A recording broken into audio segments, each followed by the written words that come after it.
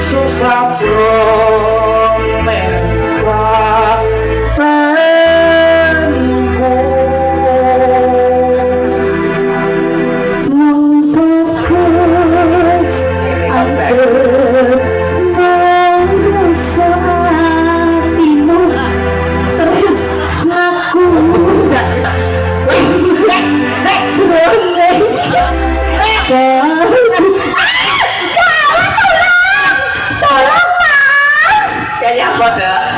yang kes aku kaya ditubruk karo kucing ya wah kowe iki mangke napa to sik piye lho gantian nek bar aku kok lagi kowe lha aku ora uman wis kok gentang men nyosor kowe iki kok iso umane oh baleni Mbak wis santai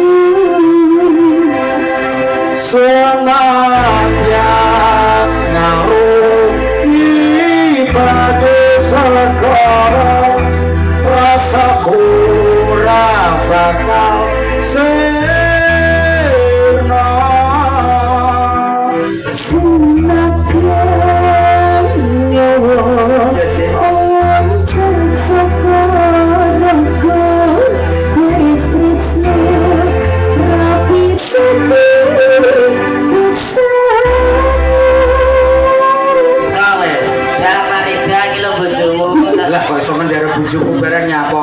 Ngono lho contone Sang, ya. Lho. Lakune aja padha karo aku. Ora lho. Jajal apa? Gundul. Kok gak romantis belas? Aja romantis belas. Wah kok. Lagu anyar. Ya. Hijau.